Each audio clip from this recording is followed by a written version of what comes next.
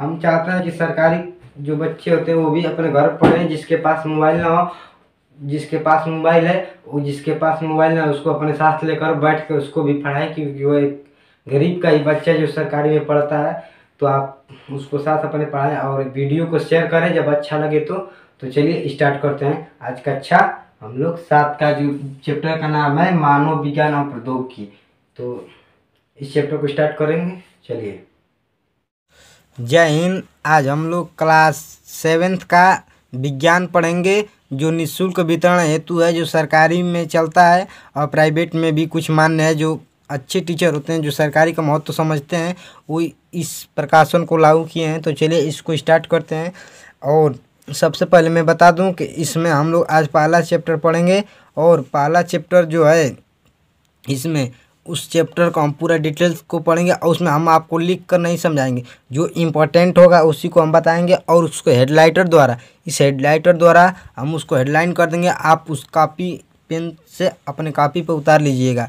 और तो चलिए अब स्टार्ट करते हैं पहला चैप्टर।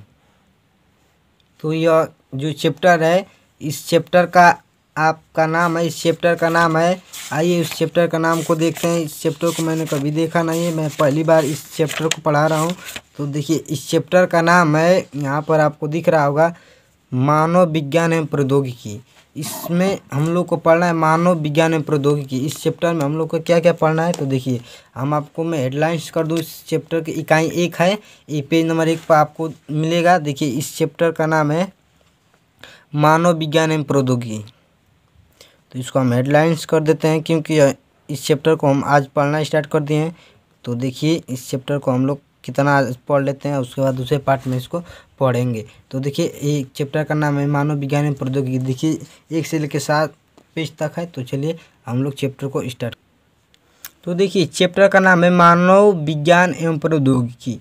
मानव विज्ञान एवं प्रौद्योगिकी का मानव विज्ञान अर्थात जो मानव द्वारा विज्ञान का निर्माण हुआ, और प्रौद्योगिकी, इन दोनों का चैप्टर का नाम से पहले इस चैप्टर का नाम का हम लोग मतलब समझते हैं। मानव विज्ञान अर्थात मानव द्वारा जो निर्मित किया गया उसको कहते हैं मानव विज्ञान एवं प्रौद्योगिकी। जो मानव द्वारा सरल जो विज्ञान है, जो मनुष्य ने विज्ञान बनाया का उपयोग करके मनुष्य ने कार्य को सरल बनाने का कार्य किया, उसी को क्या कहते हैं, प्रौद्योगिकी। जो मानव विज्ञान है अर्थात मानव द्वारा निर्मित, जो मानव ने बनाया तथा विज्ञान के माध्यम से मनुष्य उसका उपयोग करके कार्य को सरल बनाने के लिए, उसको कहते हैं प्रौद्योगिकी। चैप्टर का मतलब आप समझ गए। तो चलिए आगे देखते हैं। तो देखिए इस चैप्टर में पहला हेडिंग है विज्ञान और प्रौद्योगिकी का दैनिक जीवन में उपयोग, अर्थात हमारे जो जीवन है इसमें विज्ञान और प्रौद्योगिकी का क्या उपयोग है। तो देखिए विज्ञान हमारे जीवन में बहुत ही प्रभावी है। इसमें हमारे जो देखिए यहाँ पे लिखा हुआ है, विज्ञान हमारे जीवन में बहुत ही प्रभावी है। हमारे दैनिक जीवन में इसकी बहुत ही आवश्यकता है। जैसे हम लोग वैज्ञानिक आविष्कार एवं आधुनिक तकनीकों का महत्वपूर्ण योगदान है। जैसे कि योगदान का मतलब कि जैसे हम लोग आज हमारे पास ट्रैक्टर है, तो हम लोग आसानी से खेती कर पा रहे हैं। तो ये इसका वैज्ञानिकों का बहुत ही महत्वपूर्ण एक क्या योगदान है, जो इस हल का, ट्रैक्टर का आविष्कार किए। तो इसीलिए यहाँ पे लिखा गया है कि हमारे दैनिक जीवन में आवश्यकताएं पूर्ति में भी वैज्ञानिकों आविष्कारों एवं आधुनिक तकनीकों का महत्वपूर्ण योगदान है। विज्ञान एवं प्रौद्योगिकी के विकास ने लोगों को जीवन स्तर को क्रांतिकारी परिवर्तन किया है। देखिए इसमें किया गया है कि विज्ञान और प्रौद्योगिकी ने, जो विज्ञान और प्रौद्योगिकी है अर्थात जो विज्ञान है, हमारे जीवन को बहुत क्रांतिकारीमय बनाया। तो विज्ञान अगर न रहता तो हम लोग मान लीजिए यहाँ से मुंबई जाते, तो आज बैलगाड़ी से जाते हैं तो आज हमें लगता कि कितने महीने लग जाते हैं, लेकिन आज हम लोग यहाँ से मुंबई से लाखों किलोमीटर कुछ क्षण में ही तय कर दे रहे हैं। तो और आगे देखिए, तो इसीलिए कहा गया कि क्रांतिकारी परिवर्तन है। इनमें मानव जीवन को आसान एवं सरल तेज बना दिया है। और मानव जीवन को क्या बना दिया है, आसान बना दिया है। पहले वैद्य होते थे तो बहुत जड़ी बूटियों को बिटोर कर दवा बनाते थे और उस रोग का उपचार करते थे। लेकिन आज जो वैज्ञानिकों ने महत्वपूर्ण योगदान दिया, आज सब कुछ उपलब्ध है। आगे देखते हैं। विज्ञान एवं प्रौद्योगिकी के विकास के कारण ही आज बैलगाड़ी, तांगा आदि में मुक्त होते हुए परिवर्तन का अत्याधुनिक है। देखिए जो विज्ञान और प्रौद्योगिकी के विकास हुआ है, उसमें उसके कारण बैलगाड़ी और तांगा। बैलगाड़ी आप देखेंगे जो दो बैल होते हैं, वो जो आप एक कविता पढ़े होंगे, जय बैलों कर जोड़ी लेकर खेती करता है, उसका नाम वही एक बैल, दो बैलों को लेकर जो बैलगाड़ी लेकर जाता है उसको बैलगाड़ी कहते हैं। तागा, तागा का मतलब होता है कि आपने देखा होगा जो घोड़ा, एक छोटा घोड़ा रहेगा खच्चर और उसमें 2 पहिए 3 पहिए वाला रहेगा, अकेले उसको खींचेगा, तो उसको कहते हैं तागा। आपको दिख रहा होगा, हो गया। लेकिन आधुनिक क्षेत्र में जो विज्ञान ने अब आविष्कार किया साधनों, जैसे मोटरसाइकिल कर दिया, कार कर दिया, बस कर दिया, ट्रेन कर दिया, वायुयान कर दिया, आदि तक पहुंच गए। जैसे मान लीजिए आपको इलाहाबाद जाना है या लखनऊ जाना है या पटना जाना है या मुंबई जाना है, जम्मू कश्मीर जाना है, तो इसमें रेलगाड़ी है, हवाई जहाज़ है, कार है, बस है, और यातायात में बहुत ही साधन है। आगे देखिए, देखते हैं आप अपने दैनिक जीवन में अनुभव करते हैं कि गैस सिलेंडर या कटे हुए पेड़ का तना उठाकर या घसीट कर ले जाने की अपेक्षा कम बल लगता है। तो देखिए, जैसे आप मान लीजिए सिलेंडर है, सिलेंडर ऐसे गोला सा है, तो उसको आप अगर ऐसे उठा कर ले जाएंगे तो बहुत ही वजनदार होगा, उसमें वो क्या लगेगा, बहुत उसमें कार्य करने की ऊर्जा लगेगा, उसमें बहुत ही आपकी ऊर्जा नष्ट होगी। लेकिन आप अगर उसको डगरा कर ले जाते हैं, उसको आप घसीट कर लेकर जाते हैं, तो क्या होगा, वो बहुत ही आसानी से जाएगा।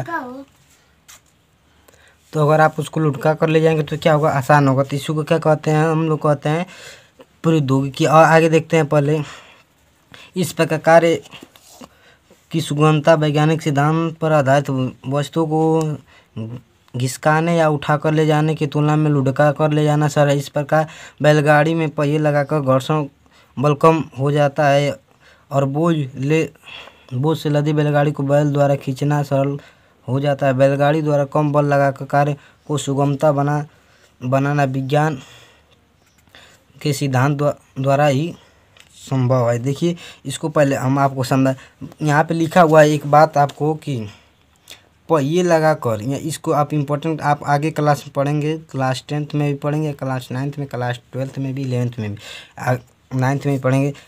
पहिए लगाने पर घर्षण बल कम हो जाता है। देखिए, तो अगर पहिया गोल ना रहता तो घर्षण क्या लगता है, अधिक लगता है। जैसे मैं आपको बता रहा हूँ, देखिए अगर पहिया ऐसे गोला है, अभी पूरा गोला नहीं होगा, एकदम सीधा गोला अगर इसको रोड पर चला जाए तो फिर भी इसकी अपेक्षा जो सीधा गोला है उसकी अपेक्षा एकदम पूरा ये भी अभी गोल नहीं है। मान लीजिए गोल है, अभी यह गोल नहीं है, कुछ कट है, कुछ थोड़ा टेढ़ मेढ़ है, तो इसको अगर रोड पर चलाएंगे ना तो इस पर घर्षण अधिक लगेगा, इस पर घर्षण क्या लगेगा, कम लगेगा। घर्षण का मतलब होता है कि रुकावट।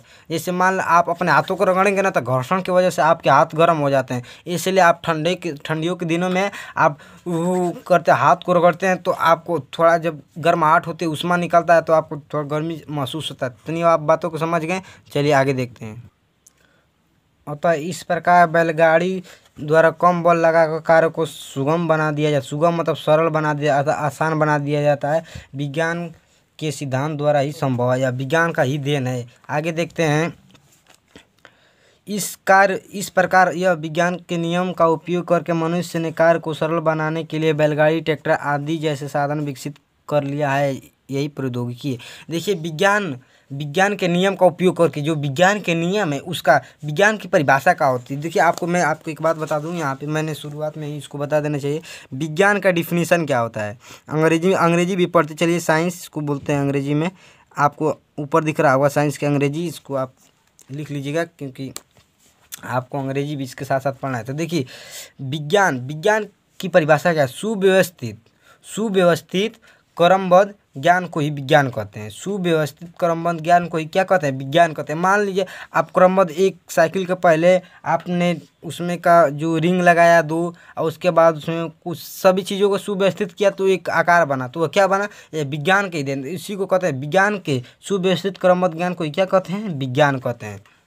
आगे देखिए, विज्ञान के प्रयोग जो नियम है, विज्ञान का जो नियम है उसका प्रयोग करके मनुष्य ने कार्य को सरल बना लिया। जैसे बैलगाड़ी जब थी पहले की बैलगाड़ी जब आई थी पहली ज़माने में, तो उसका पहिया गोल नहीं था, तो वैज्ञानिकों का नियम का प्रयोग करके उसका क्या बनाया गया, गोल बनाया गया, और ट्रैक्टर बनाया गया। इसको सुव्यवस्थित क्रमबद्ध क्या किया गया, इसमें मशीनों को लगाया गया है ट्रैक्टर में, तो यह क्या बना, एक इलेक्ट्रिक या एक मशीन बना।